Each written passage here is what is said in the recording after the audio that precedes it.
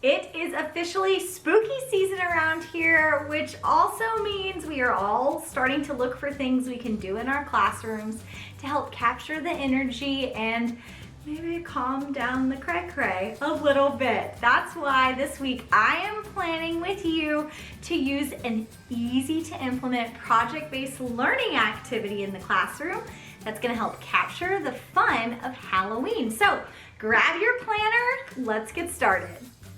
All right, so planning for my Halloween PBL, I always like to start by putting in the things that I know in my planner. So I have my related arts, I have my lunch and recess schedule. I've already filled in my dates. We're looking ready to go.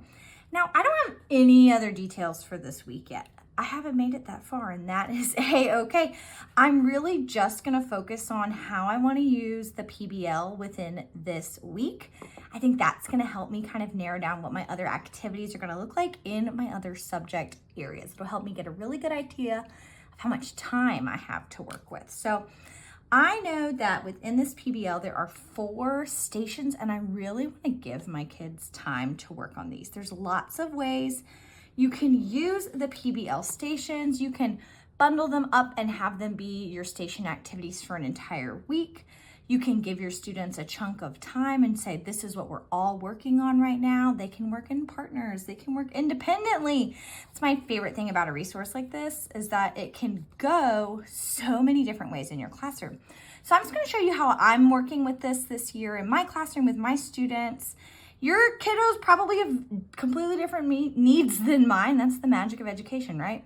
So if what I'm doing doesn't work, do what works for you. But this is also a great sneak peek of this product. So first things first, I'm gonna nail down how much time I'm gonna be spending on this. So Halloween's on a Tuesday, and that's a cruel, cruel thing. So I actually am going to take my math for both Monday and Tuesday, and we're gonna turn this into our little project-based learning party.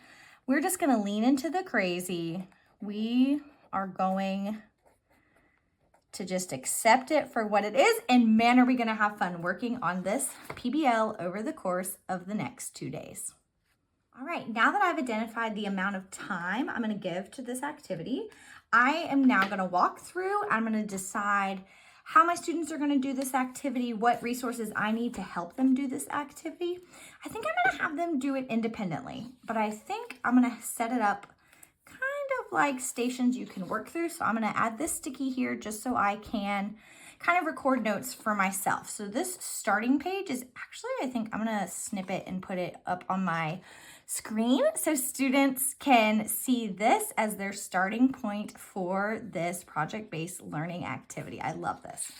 So now we start getting into these stations. So there's 4 stations, but there's 2 tiers of difficulty. There's a station section that's great for lower grades, so like your 2nd and your 3rd graders, and then there are the exact same style of stations available for 4th and 5th grade students. Now I love this, I'm a 3rd grade teacher, and that means I really can use both. So a lot of times what I'll do with these activities, I'll print options for the lower level and the higher level, and my kids who are ready for a challenge, ready for an extension, they work on the higher level one, and they look identical. So students don't even realize they're working on different levels of a task. So first things first, my first station is going to be the baking treats station.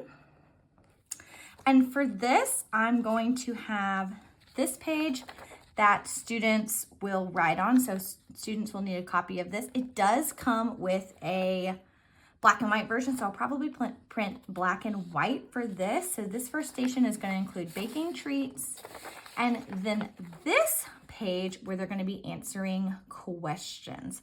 I love it. It's all math-based with that real world connection. So station number 1 is going to be baking treats. Station number 2, I think, is really cool because it has like a choose your own adventure element to it. It's going to be our trick or treat routes station. Now I'm definitely going to need some resources for this. let me come over here first. So for baking treats, I really just need page 1 and 2 for student copies. Looking at this station, however, I'm definitely going to need a little bit more to support my students in this. So I think what I'm going to do is laminate this first page that has the instructions, have the laminated page available at the station. That way I'm not making copies for every single student for this page. So what students have to do here, they're going to pick their route. So they have to start at route A, route B, or route C, which means they're also going to need a trick-or-treating map. Again, I might just laminate these and have a couple available at the station. That's what I'm going to do. I'm going to have the route and the maps laminated, just one of these, multiple of these, laminated and at the station. And you'll see what we're going to do with this. So trick or treat route. That way you can just save copies. I'm always about saving copies. I'm always about making it so I can reuse things from year to year. So page 1 and 2, we're going to laminate. But the next element is where the choice comes in. So they actually choose what route they want to work, and that changes the questions that they answer. So I'm going to have a few copies of each of these in black and white there. So students will say, oh, I want to do route B, which means they will then choose the questions for route B and use the map that'll be laminated for route B. If you want to do route A, you choose route A. Anytime I can give my students choice, I am all about it. So 1, 2, 3, I'm going to need these in black and white. Multiple copies, 3 through 5. Black and white. That way students have that element of choice within this station. Another great way to extend this is to have students go back and do a different route if they finish really early. That's a great kind of early finisher task built right into station number 2 with trick or treat routes.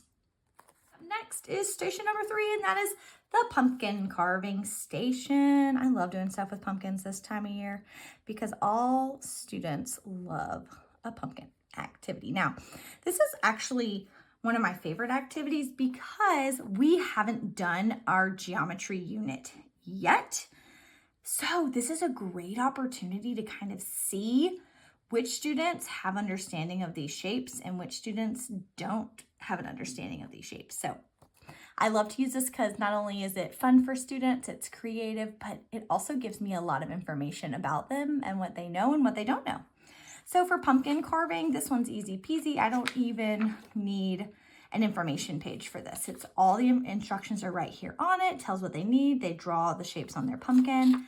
And then there's just questions for them to answer about their specific shapes that they chose.